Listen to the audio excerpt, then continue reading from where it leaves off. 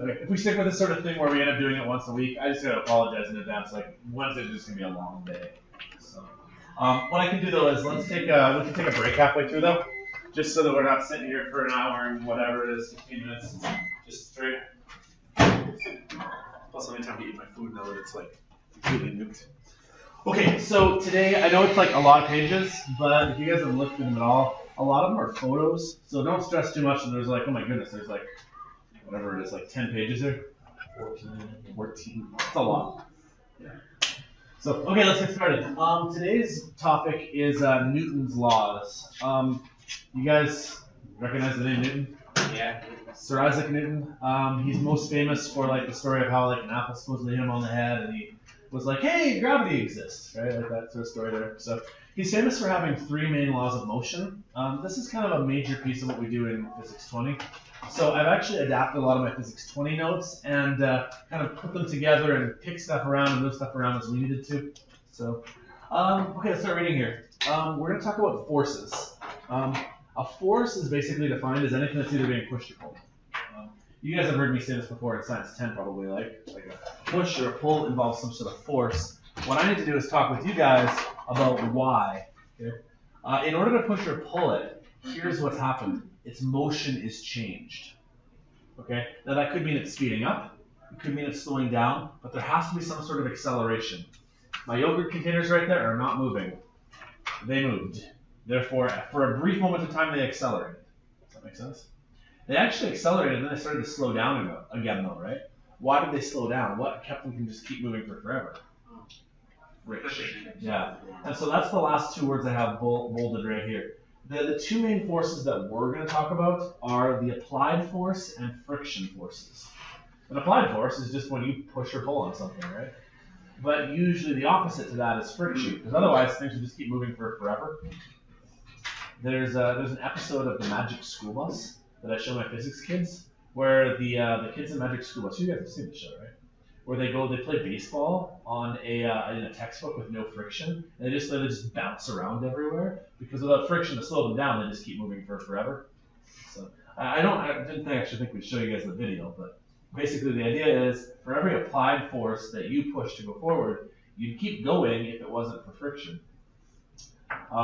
You guys ever seen like the movie Gravity or The Martian or any of those sort of like outer space movies? Where, I mean, in some of them where like a guy ends up being in outer space and he's a little worried that like if he gets too far away from his spaceship, he's going to be lost in outer space for forever.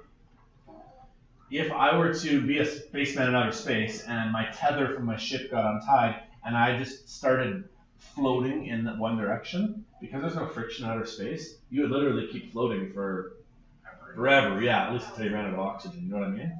So on Earth, it's not a big of an issue because, well, we have an atmosphere on Earth, we have textured surfaces that have friction, right? But if you're in outer space where, like, literally there is nothing, there's not even air out there, hence the spacesuit, right? Then, yeah, you'd keep going for forever. So. All right, move on. There's 2 types of friction. One's called static friction, one's called kinetic friction. It's pretty straightforward. Static is like another term we use for when things are not moving. So if you have an object that's not moving, it's undergoing static friction. Like imagine that you're pushing on this really heavy object. If it's not already moving, it's often very hard to get the object going at first. For example, like in the snow, anyone have to like push a car out of the snow. The hardest part is just getting it going, right? Once you get it moving, there's still resistance, but it's not quite as bad anymore. You know what I'm talking about here? Right. So kinetic friction is once you actually get it moving, there still is friction. It's just it's not as much. So I need for you guys to know that static friction is always much more than kinetic friction. Getting it started is a lot harder. I put in a diagram here just of why friction exists. Just in case you're wondering, well, hey, where's this friction come from? It has to do with the fact that all surfaces, even though they look smooth, if you were like on Miss Frizzle's Magic School Bus and you like zoomed into the size of something really micro, this is actually what it looks like. Even a smooth surface has like jagged edges on it, if that makes sense, right? And so even this table, which I think is perfectly smooth, it's not if you zoom in close enough. And so everything should have some sort of rough edges. you guys can probably imagine as you move those rough edges on each other, they're going to grind a little bit, right? And that's going to slow them down. So that's the reason why friction exists. Nothing is really perfectly smooth. Okay, well, different things have different amount of friction. This is a slide I threw on just to illustrate the need that for tires, some things want friction, other things don't want friction. For example, if you're a race car, do you want to have a lot of friction when you're driving? Because that's going to slow you down, right? You're trying to go as fast as possible. So some tires, like these, they're bald, they're smooth as can be, right? They need just enough grip to the track, but they don't actually want anything extra, right? Whereas if you put chains or you got these big tractor tires, right? Those are meant to try to add as much friction as you can get, because otherwise you might slip on the ice or you might not be able to dig your tractor out of like a big pit of mud or something. You know where I'm going here? So tires are a good example of just how sometimes friction is good, sometimes it's bad. Depends on what you want. Okay, here's the first law then. So all of that is our preamble. I need to teach you 3 laws today. So here's Newton's first law. I literally just threw my physics 20 slide in just because I thought it was easy. Let me put this into people words for you, because this gives you like the really physicsy definition. Like when viewed in an inertial reference frame, an object either remains at rest or it doesn't mean anything. So let me try to put this into regular words for you. Okay. Inertia is basically what keeps you going or keeps you stopped. Okay. If you were driving down the highway, for example, and you had your foot on the gas, and you just eventually took the car off cruise control, would you instantly stop? Okay. It's because you have what's called inertia. You have a tendency to be moving forward. You're going to stay moving forward. There's nothing keeping you from moving forward, so you just keep moving forward. Okay. Similarly, my yogurts are just sitting there on the table. They're currently at rest. Do you expect them to just randomly start moving right now? No. So the basic idea is that objects that are moving like to stay moving, right? We have a word we use called momentum, where like something has some momentum going. Once it gets moving, it kind of stays moving, right? And when stuff is at rest, it stays at rest, unless you do something to it. So that's kind of what these words mean here. When viewed in an inertial reference frame, don't worry about that. An object either remains at rest or continues to move unless you do something else to it. Okay. Have you guys ever heard that word, inertia? Inertia is a fancy word basically describing the idea that when something's moving, it likes to stay moving. I showed my physics kids a video. I wish I had found it again for you guys, of a New England Patriots football play. Maybe you can kind of envision the scenario. A running back is running with the ball, big guy, right? And a whole bunch of guys are trying to tackle him, right? And so here he is, he's got the ball, right? And like guys swarm on him, right? But he's like dragging the pile forward. Can you kind of envision that scenario?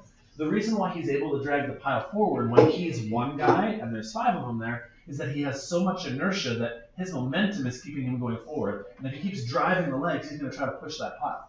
Does that make sense? Whereas the guy who's trying to tackle him, he's just standing there. He had the momentum to begin with, right? So he's doing the best to bring him down. But that guy with the head of steam and the head down, he has what you'd call inertia, right? He doesn't want to change his motion. He's going to try to keep plowing right through.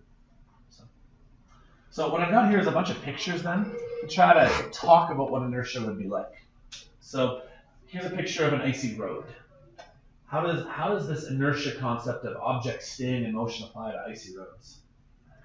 So you're pulling up to a stop and you want to stop, but it's really icy. What ends up happening? Yeah, you keep rolling, right? You end up rolling through an intersection, or you end up rear-ending the car in front of you, right? Once these cars get moving, they don't necessarily stop all that easily, right? Because inertia means that they want to keep going forward, right? Now, if you could brake, that would slow down your inertia, right? But if your brakes aren't going to work because you're on ice, then you've got a problem.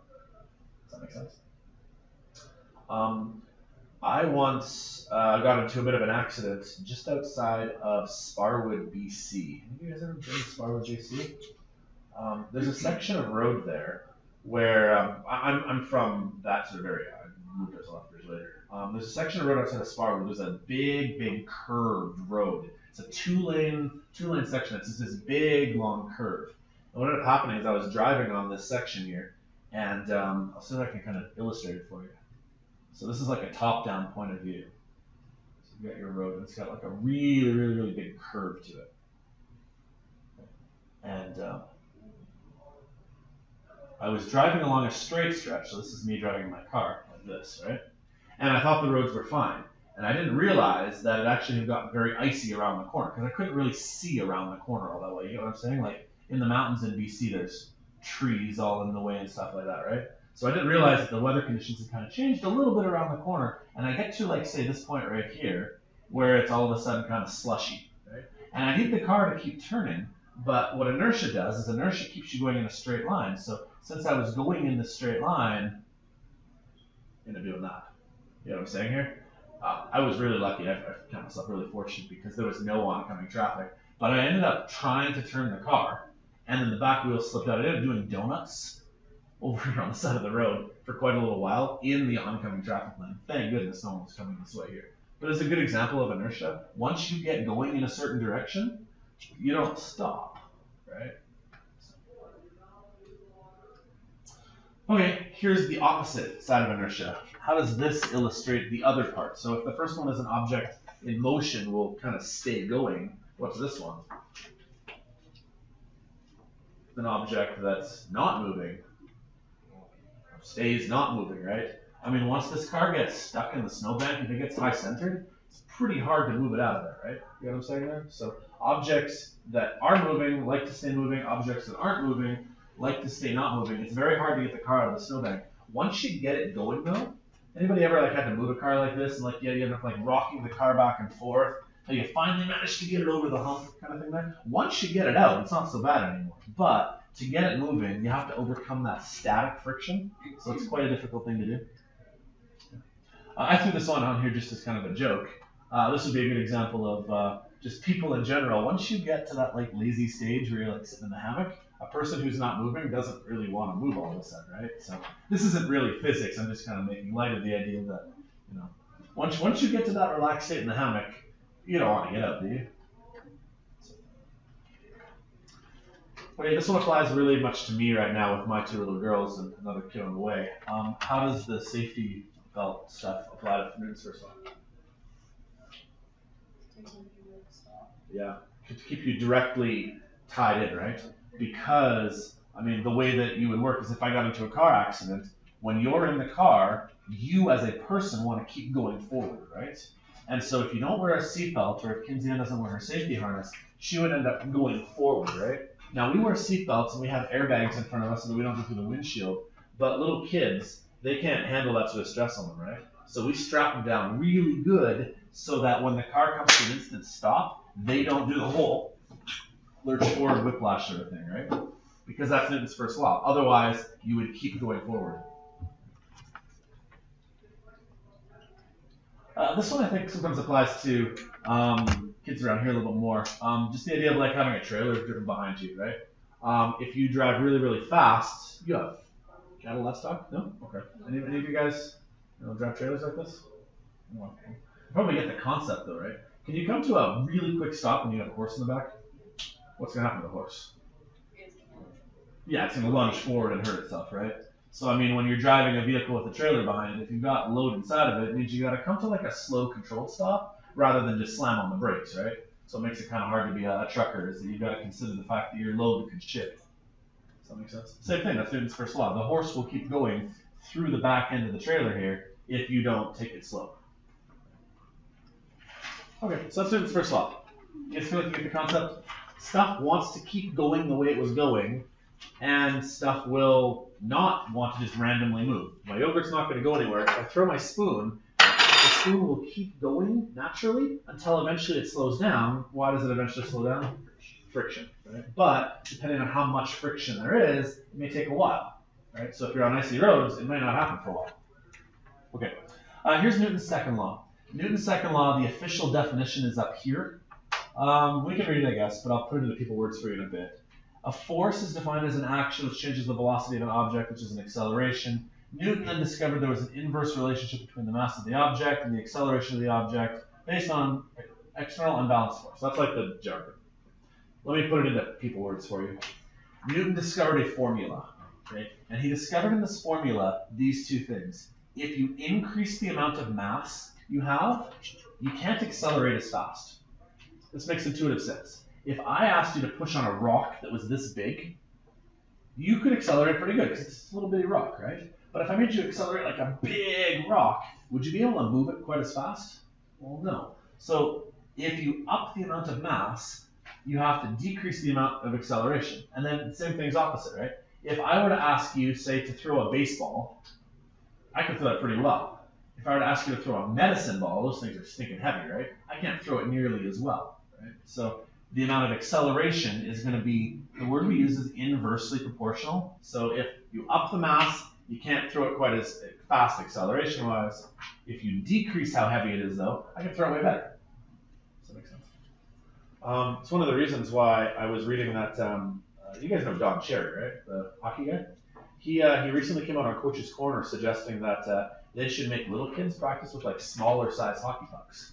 Because little kids aren't as strong as, you know, older adult type people, right?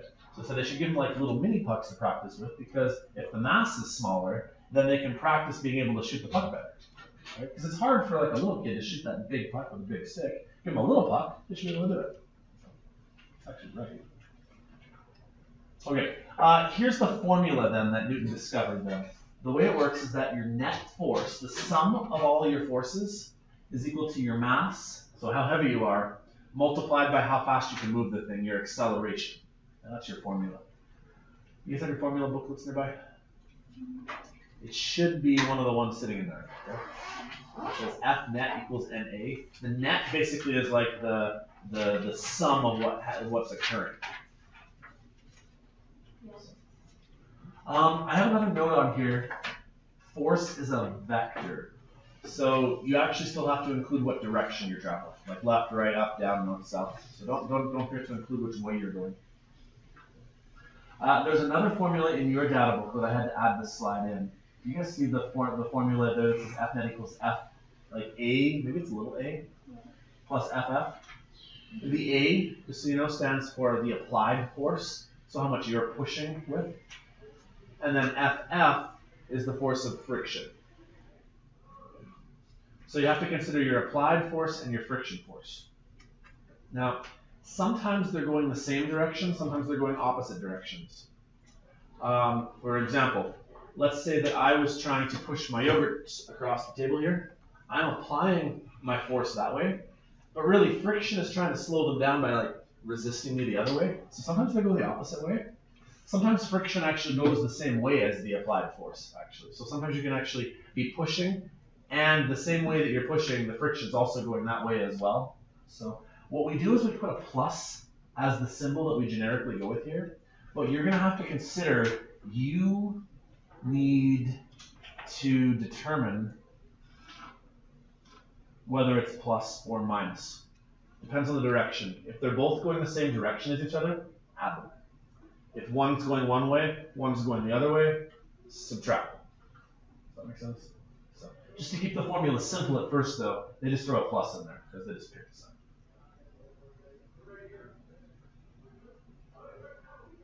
So let's try a couple examples. Here's the first one. We want to find the acceleration of a car if we know how much force the engine is using to move it forward. You guys ever, like, you must have heard this before, like how a car has like a, I don't know, 350 horsepower, I don't know, kind of thing there, right? That's a measure, or at least it can be used to figure out how much force your engine can apply. So let's say that your engine can apply this much force right here. We were talking about this earlier today with some of you. You guys remember what 3.51 times 10 to the 2 really means? Actually, it's just 351. Because you just got to move the decimal place over twice. Okay. So the way this formula works then is that your net force is equal to your mass times your acceleration. Now in this example here, there's only one force we're going to talk about, just how much your engine can apply. So your engine can apply 351 newtons of force. Your mass is 1250 kilograms. How do we get our acceleration? What do we do math-wise to get A by itself?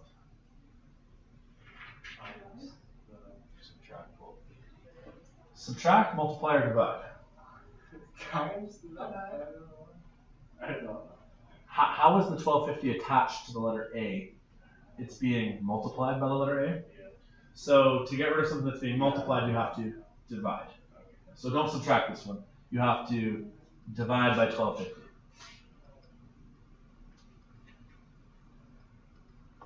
Calculator. 351 divided by 1250. I get 0.2808. Let's just call that 0.28.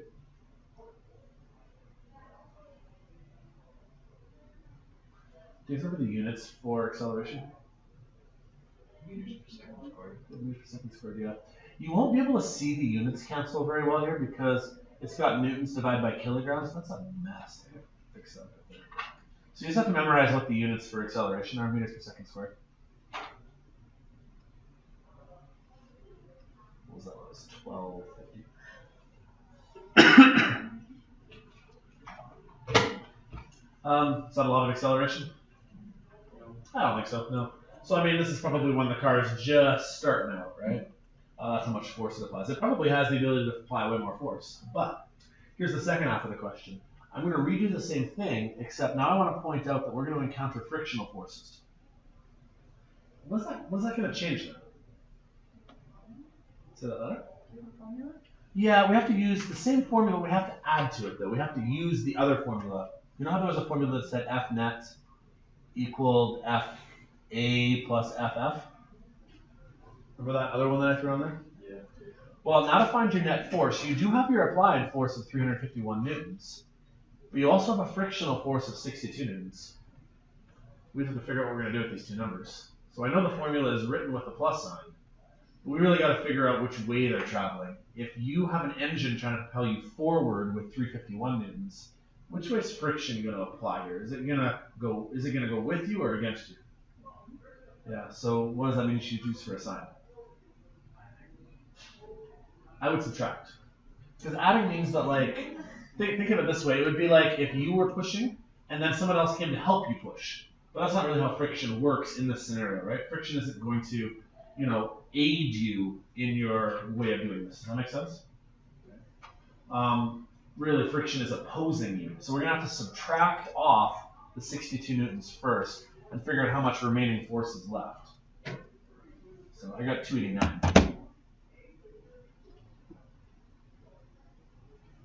Does that make sense? Then we can now use the same formula again. So then the F net equals m times a, except now it's 289 newtons equals 1250 kilograms times a.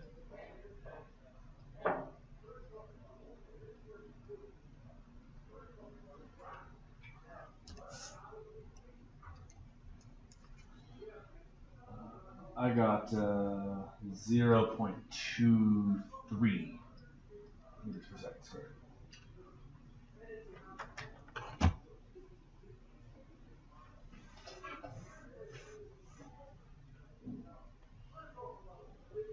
The acceleration is lower. Does it make sense that it's lower? Is that logical based on the question?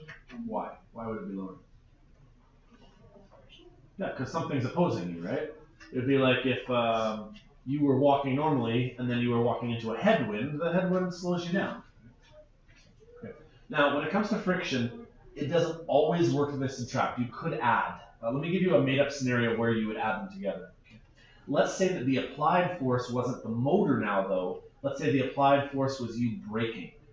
Does that make sense? So when you're braking, you're trying to slow yourself down, but then friction from the air would also be slowing you down. It is possible you could add them both. You know what I'm saying there? So if you're trying to go forward and friction pulls you backwards, then subtract them. But if you're trying to slow yourself down anyways, then friction is just helping with it. That's all. You know what I'm saying? So just be aware that that plus sign is really, you could have written this like a plus or minus sign, and you got to figure out which one to use. So. Is that good? Okay. Wait, why don't you guys take a quick break? This is probably about the halfway point of the lesson. Why don't you guys take a quick break and then we can finish the next half in a bit? So maybe come back at 5.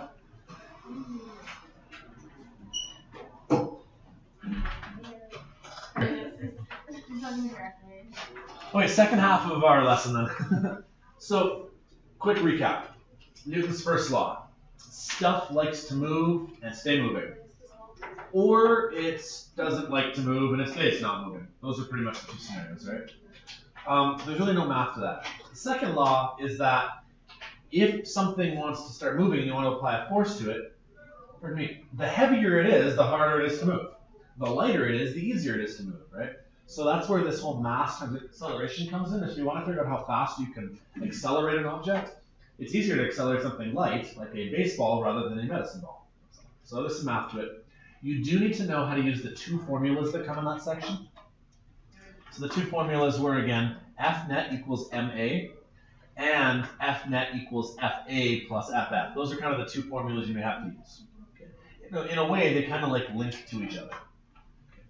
So the next topic here is kind of an offshoot of Newton's first and second laws. It's known as the terms momentum and impulse. Momentum really is another word for inertia. When something is in motion, it likes to stay in motion. So it seems kind of silly, but we kind of have two words to describe the same sort of thing. Inertia is the tendency to do so. Momentum, though, we actually have a way to calculate how much momentum something has. And I'm going to do that on the next slide here. Okay. This is another formula I need to show you out of your formula book. And it goes P equals mv. Is that sitting somewhere in that book for you? Yeah. Okay. P is the unit we use for momentum. I don't know why they picked the letter P, for the life of me. M is used for mass, though, so I guess that might be one reason why. P equals mv. So think of this as being a way to actually quantify just how much, like, impact something has. Okay. Let me give you some examples. Actually, I have them on the next slide. Why don't I come back to the slide in a second here? Let's look at these pictures here. Imagine that you were going to get hit with a bowling ball, right? And someone rolled the bowling ball down and it hit you in the shin. Now, if it was traveling even just a really slow speed, the bowling ball actually is going to kind of hurt because it's freaking heavy, right? So because of its high mass, it has a lot of momentum. It has a lot of impact towards it, right? But the other way you can have it is, here's Mariano Rivera throwing a baseball. The baseball is not really all that heavy, but he's throwing it wicked fast, right? And so there's two different ways you can have a lot of impact. In both cases, it's going to leave a bruise, right? Now, if I were to just roll a baseball towards you, probably wouldn't hurt all that much, right? Because it has a low mass and a low velocity. But if you have either a lot of mass to it or a lot of velocity, then you have that impact amount. So that word is known as its momentum, which is like its impulse, is its inertia, right? Once that bowling ball gets going, it really doesn't have any reason to stop, right? Until it hits the pins, right? Same thing with Rivera's fastball. Once he starts throwing it, it's not going to stop all of a sudden halfway to the plate. So, where it gets really devastating is when you put them both together. This picture to me, it must be photoshopped. Because I don't know how that person is just, that cop is standing right there. Yeah. But, I thought it was a cool photo, right? If you have a train, which is really heavy, and it's traveling, say, 100 kilometers an hour, and it were to collide with something, that's where you have some like absolutely devastating consequences, right? If you have a large mass and a large velocity, you have a lot of momentum. Right? Make sense? Yeah. Okay, let me go back to that formula real quick here. Let me talk about some of these things then. So P is what we call its momentum. M is obviously for mass. This hope is obvious. And V is its velocity. Velocity.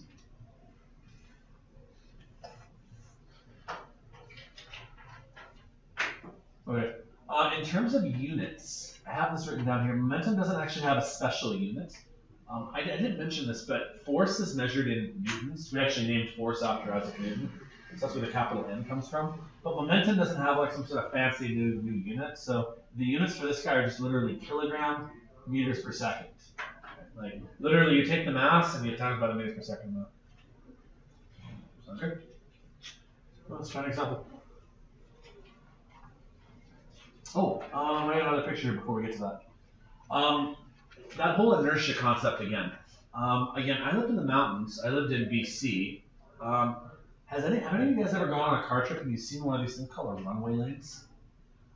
There's a whole bunch of them near where I live over what's called the Creston Salmo Pass, where basically in the mountains in BC, you basically have to drive up one side of the mountain and you drive down the other side. It's not like the Rocky Mountains where we drive like to get to like Sparwood, where they kind of like they weave their way through sort of thing. Like We're talking like you're literally going up one side, down the other, like huge elevation changes, right? What ends up happening is for like a big truck, let's say that its braking system is going to fail or something like that, right? You would not stop until you hit the bottom, right? And you just get going faster and faster and faster. And so for anybody who may have an issue with stopping all of a sudden, that'd be a huge problem, right? Because this keeps going downhill for forever. You know what I'm saying? About being on like a bobsled track. It would be terrifying. So they build these things called runway lanes, where what ends up happening is they actually go back uphill, if you can see it, and it's their way to help slow you down. Because if you're out of control, you would then try to steer your crazy truck up one of these lanes here, and hopefully that would eventually slow you back down. You know what I'm saying there? Because like I have up here, if you have an object with a lot of momentum, that could be dangerous. There was a tragic accident in Quebec with a train that ended up going backwards down some tracks and hit its city, and it like caused a fireball storm in the city. It was like lac magnetic or something like that. You guys ever hear about this in the news or talk about it in social? The basic concept is that the engineer had a train full of like petroleum or gas products or something like that, and he stopped the train outside of city limits, like out of town, but apparently it was like up on top of a rise of some type. And so then he parked the train up top there. Apparently, I think he forgot to set some sort of braking system, or the braking system failed. The train started rolling back down the tracks, and it rolled slowly but surely faster and faster. They couldn't stop it until it got back down to the city, and then it crashed within the city, and like it blew up something fierce, and like just leveled this small little town up in Quebec and stuff like that. Huge like lawsuits and stuff over it. And that'd be a good example of momentum, where like once that train got going, you know, the engineer running next to it is like, stop train, but like he can't stand out there and stop it like Superman would. Like once it gets going, if the braking system fails, you're in trouble. Okay, anyways, let's do some math examples in a second. This is another formula that Can you please call 3500? Mr. Monet, like call 3500. Can you guys find the one? I think yours says delta P equals F delta T. Is there one like that on there? Yeah. Okay. So this is one I steal out of my physics 20 book, but it's the same thing for you guys. See, the difference here is that m delta v, you know how mass times velocity is momentum, except we're changing your velocity. So really, this is kind of the same formula here. If you find out how much change in momentum you have, we've discovered that's equal to your force times your time. And I want to show you why this formula works. See this formula here, F equals ma? What's the formula for acceleration? It's like the third one down maybe on your formula sheet. What's acceleration equal to? That'll work, yeah. Maybe delta V over delta T. Maybe it does the deltas. So you guys see how I'm going to take Newton's second law and make it F equals ma, but I'm going to make A equal delta V over delta T. Okay. Then what they did is they said, well, let's take the delta T off the bottom over here and bring it to the other side. So what ends up happening is you have F, and then you bring up the delta T, and it's equal to m delta V. But really, this thing right here, m times v, is known as momentum. It's just as soon as you change your velocity, now you're changing your momentum. Now that's kind of where our next formula came from. We're doing a lot of formulas today. So, yeah, let's give one of these a try. So, first question. All I want us to do is just find purely momentum. Nothing special. So we're not actually going to use the formula I just talked about. I just want to use the momentum formula, which is momentum is mass times velocity. That's all we need. I have our mass, but I'm not going to times it by 10. Why am I not times it by 10? No, what did you do wrong on your test? Yeah. So if it's in kilometers an hour, you have to convert it to meters per second, because that's just the standard units we use. So you'd have to do like 10 kilometers an hour, and then do, what is it, 1,000 meters in a kilometer? And what is it, an hour for every 3,600 seconds? I'm hoping you guys are getting pretty good at that by now, because we've done a lot. It's probably like 3 or so, maybe. 2.7. Yeah, that's close. 2.7 repeating them? Yeah. Alright, so don't do 1,000 times by 10, do 1,000 times by the 2.7 number, the meters per second number. Probably just gives you 27 with like 7s repeating, right? Like 2, 7, 7, 7. Okay, do you remember what the units for momentum are? There's nothing special like newtons. The units are kilogram meters per second. That's it.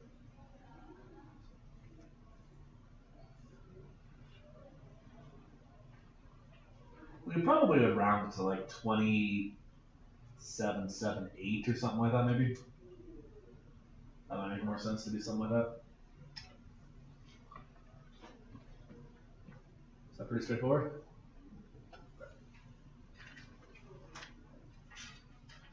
Oh, a follow-up question. This one's got similar stuff on it, only I'm introducing a new word. The word is called impulse, and I skipped that. I actually spelled it wrong. That's impulse. It's supposed to be impulse. Sorry, I spelled that one. Impulse. Okay, think sports. If Mariano Rivera is throwing a baseball at the baseball player, right? The baseball would keep going for forever, really, until something slowed it down. And in baseball, usually one of two things happens. Either the guy lets it go or he misses the ball, and the catcher catches it and slows it down. Right? Or the baseball player manages to hit the ball, and then not only does he slow it down, but he probably hits it back the other way. Does that make sense? In both cases, that would be known as an impulse, because what he's done is he's changed it. Okay? Remember how Newton's first law is that an object stays going the same way until something changes it? Well, the impulse is the thing that changes it. Right? So either the catcher catches it and stops it from moving, or the guy hits it back the other way and stops it from moving, actually moves it the other way. You know what I'm saying there? So if you want to write down what impulse is, I don't know that I have it defined anywhere else, but impulse is the thing that changes its inertia. That makes sense? It wants to keep going. The impulse is the thing that makes it not keep going anymore. Maybe even bounces it back the other way.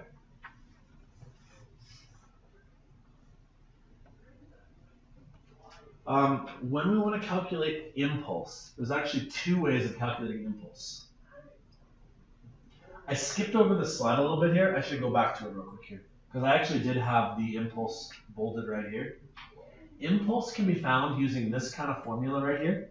Only either side of the formula can be impulse. Either the change in momentum can be the impulse, or the force times the change in time can be the impulse. So there's actually two different ways of calculating impulse, depending on what information you're given. If you're given masses and velocities, you use the change in momentum formula, and that calculates your impulse. Because really what you're figuring out is, what was it traveling? What's it traveling now? Right? And when it eventually slows down, the reason it slowed down was due to your impulse. Does that make sense?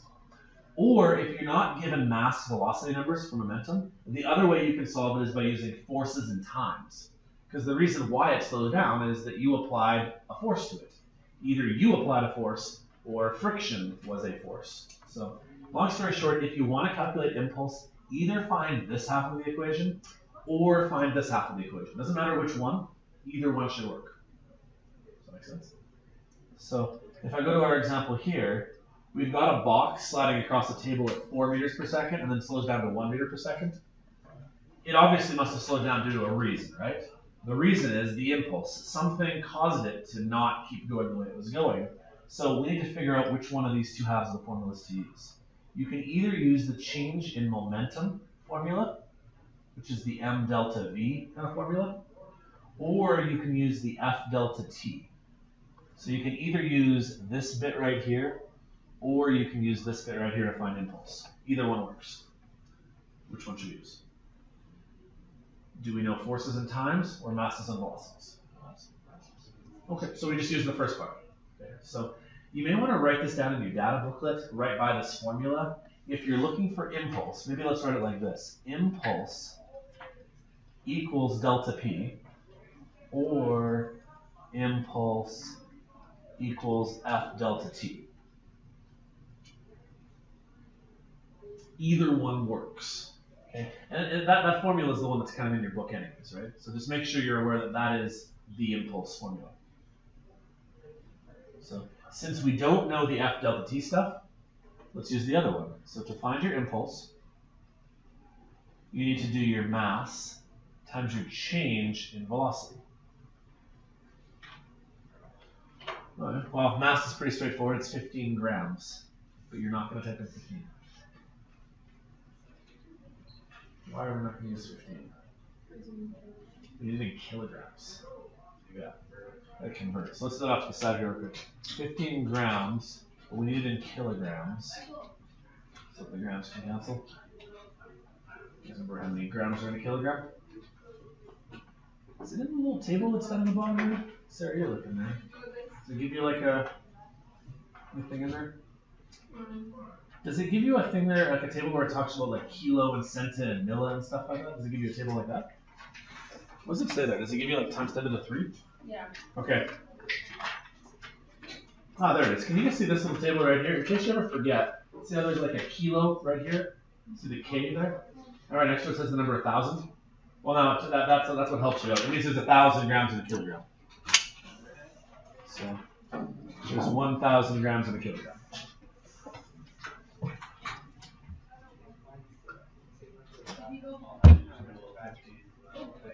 Exactly, yeah. 15 divided by 1,000. So I can do that one in my head, I believe. That should be 0.015 kilograms. Yeah. Okay. And then we have to times by the change in velocity. How much did the velocity change by? He was going 4.6, and then he goes 1.6. Yeah, he slowed down by 3, right? Because from 4.6 down to 1.6 is 3. If you want to, you can do like final minus initial. But like most people, they just subtract the numbers and say they change by 3 meters per second. That's an impulse. Newton's first law would say that his momentum would cause him to just keep going forward, but something, friction or whatever it was, caused him to slow down. The impulse then would be whatever this is times by this. It's the thing that causes him to slow down. I got to 0.045. Kyle Blood, PNP 123500. Kyle Blood, 3500. You guys able to calculate that as well? Okay. One last thing here. Impulse is the same units as momentum, just so you know. So momentum units are kilograms meters per second. So the impulse is basically how much momentum did it take to slow down its momentum. Like think of it as like a counterbalancing force. The object was moving with some momentum. To get it to slow down, we had to give it some momentum backwards the other way to slow it down. This is how much had to be given backwards to slow it down. That makes sense. Okay. Yeah, most of the rest of this is actually theory now. Okay. You know how you guys are going to do a project where you have to try to save an egg from getting crashed with a helmet?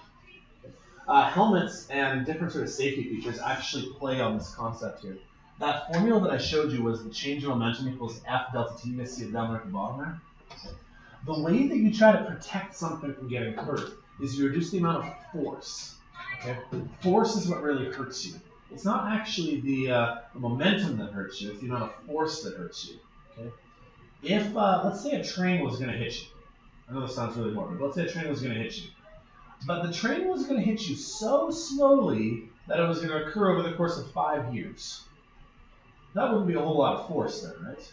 Because if it's going to take 5 years for it to slow down, it's not that big of an issue, right? You know when the train really hurts you is when it occurs in like the blink of an eye, right? If I were to slowly but surely punch this table, and I promise you, I used a little bit of force there. I actually pushed it a little bit, but I did it really slowly. That's not a lot of force, right? So if I were to really jam it in there and make it really fast, you get how like, the amount of force would be quite high. So it's actually the force that hurts you. And this diagram tries to show you that concept. If the amount of time that it takes place is very, very short, like say the fraction of a second, it actually causes the amount of force to be very high. Because if you have less time, you have more force. But if you can lengthen the amount of time it takes for something to occur, the amount of force you'd have would go down. Does that logic make sense? So this is actually how safety features exist. The reason why the egg breaks on the concrete is because the amount of time it happens in is very, very much. If you land in a soft bale of hay, it takes a while for it to like kind of cushion, and the cushion spreads out the force. Does that make sense? So I got more pictures here to kind of describe it. The front of a car is known as a crumple zone. You guys ever heard of this before? Crumple zone? Ideally, what a car is supposed to do when you get into a head-on collision is the whole front end is supposed to just like compress. It's supposed to save your life. Because what ends up happening is the longer that it takes the car to like squish, even if it's only a fraction of a second, what it does is it decreases the amount of force on you. The longer it takes, the less force there would be. So ideally, these new cars are supposed to just like crumple right up. Some of the safest cars in the world were like the 1980s type cars that were just like big boats of a car. You guys ever see some of these things? My grandma used to have like a Cadillac kind of thing that just had like the front end was just massive, right? But it was actually really safe because if you got into a head-on collision, it had all of that collapsing to do. The worst car is one of those like smart cars like the Fortus that have like this much space in the front, because really if you get into a head-on collision, it has nothing to collapse, and then all of a sudden then the thing you run into is right on you, if that makes sense, right?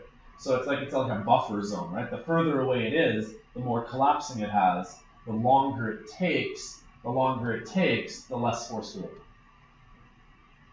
I mean, most people probably just know this intuitively, right? So anyways, that's why these back and front parts of the car are supposed to have crumple zones. Okay, let's do a quick math example to try to prove why this occurs, actually. So I'm going to do it mathematically now. We're going to do the same scenario twice here. Sorry that's a little morbid, but we've got a 75-kilogram man. He's going to be in a car accident. He's only going 65 kilometers an hour. We'll make him go reasonable speed. And he hits a brick wall. So, bang, right? So here's the two scenarios. In the first scenario, he has no airbag. And so when he hits the wall, it happens in the blink of an eye. He goes from like 65 to 0 instantly. He's probably not going to do very well, right? But let's show you how the math would work here. Okay? If I want you to figure out the amount of force, we're going to use that formula, delta P equals F delta T.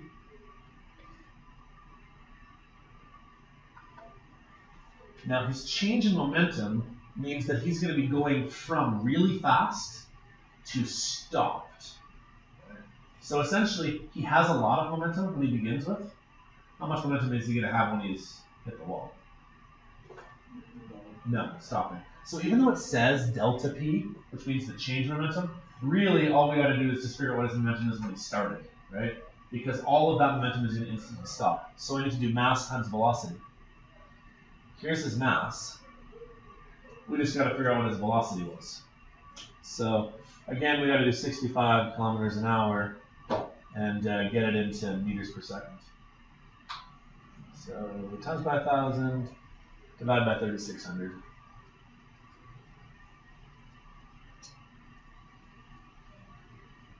What'd you get? 18.05. Okay, thanks. Does that work so far? So you are traveling 75 kilometers an hour. That's your mass. You're traveling 18.05 meters per second, and you're going to come to an instant stop in the blink of an eye, right? The amount of force is what we're looking for. And what we need to know is how long this thing took, which is that time value. So it's going to take 0.050 seconds. It's happening so fast, you're going from 65 to nothing in a heartbeat, right? You guys kind of follow how I throw those numbers in there? Delta P just means do mass times velocity. Force, we don't know. Times over here. How do you get force by itself? Good, yeah, divide. So just divide by 0.050 seconds. That's an S for seconds, by the way.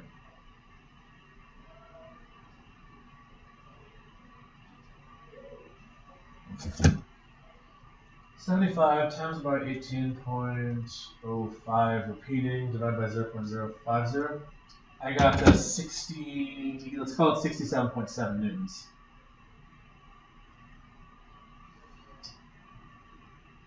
You guys get that? No, hang on, I screwed that up. I need to divide by that number. 75 times by 18.05 repeating, divide by 0.05. Oh, that's a way bigger number. 27083. Yeah, 27083. Did you check it? You got that too? Okay, let me erase this here. Okay, so in this scenario here, that's a lot of force. But the human body can only withstand so much, right? Otherwise, it does things like causes bruises, punctures lungs, cracks your skull, breaks your back, right? So that is not a good number. So some physicists back in the, I don't know, 60s or 70s, they started realizing we need to start saving people from car accidents. My grandparents would tell me stories about how when they first were driving my parents around, their kids around, that they didn't have seatbelts at all. And the kids would just like play in the back of the van, la-di-da-di-da, right? It was so unsafe. They said they'd go on long car trips and they just throw a mattress down in the back of the van and they just like sleep in the back of the car. You ever heard stories like this of like back in the olden days before there were safety regulations? Nowadays it's totally unsafe. Anyways, people realize, okay, people are dying because we're being unsafe in vehicles, so they then decide to increase things like airbags. So the only thing we're going to change here is the amount of time it takes. Rather than having you crash in the blink of an eye, the airbag is like a big pillow that comes out, right? And the idea is that it's supposed to slow you down. Now it's still really fast, like 0.34 seconds is still fast, but it's not quite as fast as it was before, right? Let's see how this affects the amount of force. So the exact same math still holds. You're still 75 kilograms. You're still going 18.05 repeating meters per second. We're still looking for force, but now it's only 0.34 seconds. We've managed to lengthen the amount of time that your accident takes place for. You actually want a longer time for your accident. Sounds kind of crazy, but it actually, I'll show you why it works here. So divide by 0.34 seconds, divide by 0.34 seconds, and let's see what we get as our answer.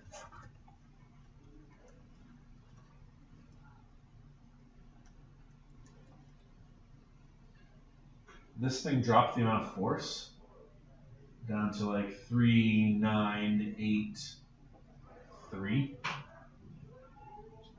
newtons. What's that right?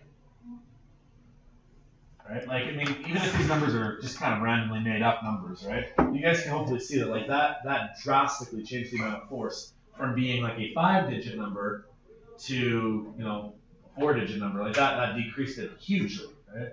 That's the idea, is that if you can lengthen the time a collision takes, it will decrease the force dramatically. Does that make sense? Okay.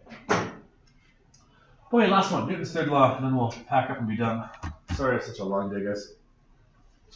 Okay, Newton's third law is sometimes known as the retaliation kind of law, where maybe you've heard this phrase before, for every action there's an equal and opposite reaction. You ever heard that before? The idea that, like, if I punch my brother, he's going to punch me back, kind of concept. Yeah. Only, there's actually like a physics principle behind it. I'll show you how this will work. Okay. Imagine I'm standing on the chair right here. Okay. If I push forward off the chair, what happened to the chair? Went backwards. That's the opposite force. And so if you were to like do the same thing out of this boat here, if you step forward out of the boat, it actually pushes the boat backwards.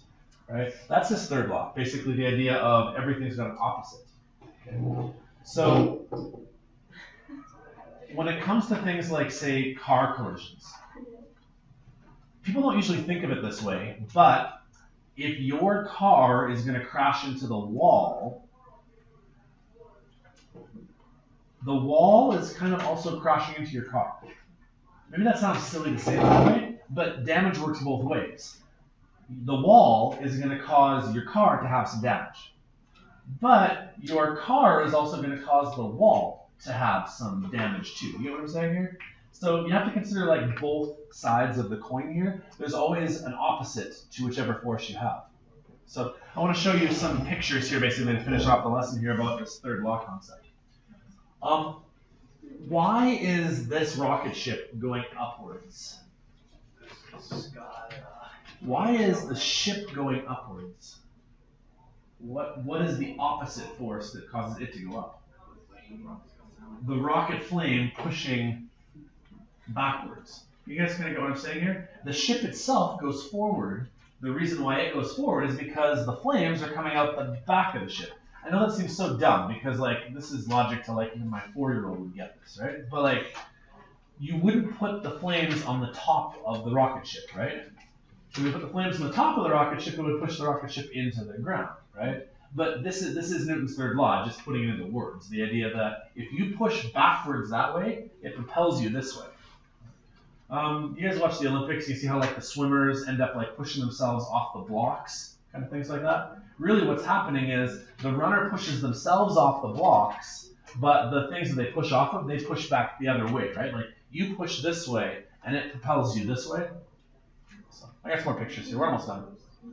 Here's a propeller, right? The really clever design behind these propellers, you know how like the blades of a propeller are kind of like lopsidedly like weird, like they torque them at angles? Because what it really does is it causes it to push water. Water gets pushed backwards. And therefore, if the water gets pushed backwards, the boat goes forwards. That's Newton's third law. There's no math to this, by the way. In terms of math, the only calculations are for Newton's second law. Newton's second law is the F equals ma, and then all the momentum stuff that we just did. That's all Newton's second law. First law, stuff that's moving stays moving. Third law is this theory of when one thing goes forward, the other one has to go backwards. So, okay, I'm done. That makes sense? Okay, last thought that needs to take off here. Tomorrow we're going to do a lab, and we're going to practice all of the formulas we've just learned. I think I can actually get you practice on literally every single formula we've learned in the data book this whole year so far, just using Hot Wheels. So here's the setup. I need to make the lab, and I'll print it off for you guys. We're going to take some Hot Wheels and we're going to race them down a really long set of track. Okay? And what we're going to do is we're going to calculate the initial and final velocities of the car as it goes down the track. We're going to calculate its acceleration, and we're going to figure out like time and distance. Okay? And then using those values, we're going to consider its impulse. Why does the car eventually slow down? Why does this car not just keep going for friction, right? So there's actually a force involved. We're then going to calculate how much that force of friction was using a formula, just like we kind of did there, using that impulse formula. We're going to calculate the momentum of the car. We'll talk about its impulse and how like the elastic band launcher gets it up to speed very fast, but then it has a very slow impulse because it takes so long for it to slow down. Then what I might do is I might have it crash into like a textbook, and what we'd see is that when the car hits the textbook, it goes flying everywhere, right? The reason why is it slows down in a heartbeat rather than slowly over time. Does that make sense? So we'll do a whole bunch of calculations based on some Hot Wheels. So hopefully it'll be fun. Sound good? Okay, the last thought, I guess, I have one more thought. You should now be able to finish your assignment. I realize though, I have a typo on a question, and you're gonna like this, because it means there's less work to do.